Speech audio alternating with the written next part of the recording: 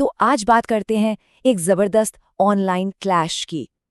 एक तरफ थे इंडिया के पहले सुपर हीरो और दूसरी तरफ एक कॉमेडियन। और ये लड़ाई सिर्फ व्यूज की नहीं थी, बल्कि दो अलग-अलग पीढ़ियों की सोच की थी। और इस पूरी कहानी की शुरुआत हुई सिर्फ एक लाइन से, जो दिग्गज एक्टर मुकेश खन्ना ने कही थी। इस एक बयान ने इंटरनेट पर जैसे आग ही लगा दी और एक ऐसे विवाद को जन्म दिया जिसमें दो जेनरेशन्स आमने सामने आ गई।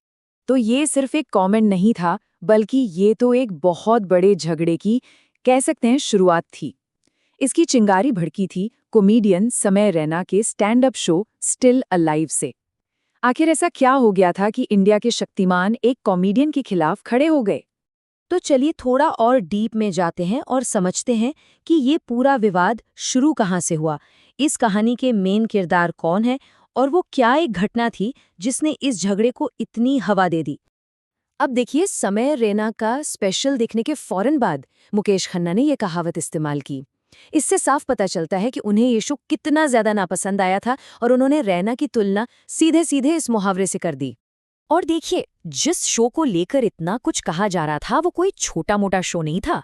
इसे यूट्यूब पर 37 मिलियन से भी ज्यादा बार देखा गया था। और शायद इतनी जबरदस्त पॉपुलैरिटी ही एक वजह थी कि ये टकराव इतना बड़ा हो गया। तो अब आते हैं इस कहानी के सबसे बड़े ट्विस्ट पर। मुकेश खन्ना का मेन आरोप क्या था?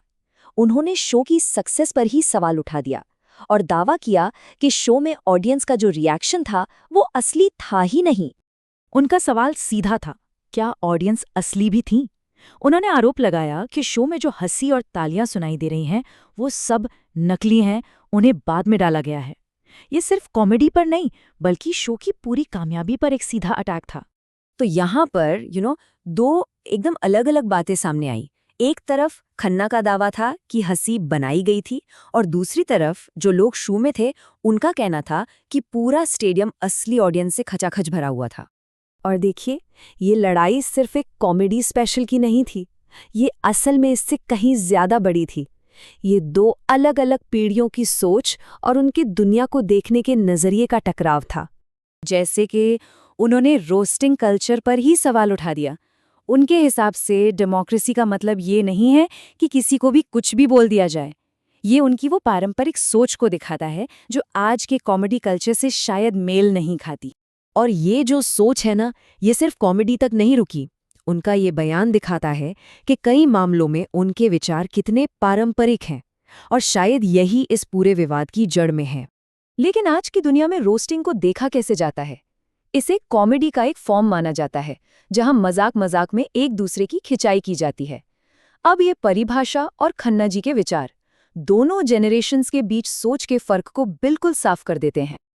अब हुआ ये कि ये आग सिर्फ इन दो लोगों तक ही नहीं रही, बहुत जल्द कई और बड़े नाम भी इसमें खिंचते चले आए। देखते देखते इस बहस में एक्टर्स, इन्फ्लुएंसर्स और दूसरे कॉमेडियंस भी कूद पड़े और ये विवाद एक पर्सनल झगड़े से बढ़कर पूरी इंडस्ट्री की एक बड़ी बहस बन गया। इसका एक बहुत बड़ा एग्जाम्पल है बच्चन परिवार से जुड़ा मामला। समय रैना के एक जोक ने एक और बड़ी कंट्रोवर्सी खड़ी कर दी। मतलब ये आग इतनी तेजी से फैल रही थी कि एक बात से दूसरी बात जुड़ती ही जा रही थी। तो अब एक और बड़ा सवाल खड़ा हुआ, क्या समय रैना का जो परफॉर्मेंस था वो असली कला थी या फिर सिर्फ एक धोखा?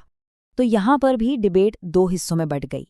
एक तरफ आलोचकों ने रैना पर आरोप लगाया कि वो हर शो में अपनी माँ से जुड़ी एक ही इमोशनल कहानी सुनाकर लोगों को धोखा दे रहे हैं। वहीं दूसरी तरफ उनके सपोर्टर्स ने कहा कि भाई ये तो एक रिहर्स्ड शो है, ये उसकी कला का हिस्सा है। तो आखिर में ये पूरा मामला आके कहाँ रुकता है?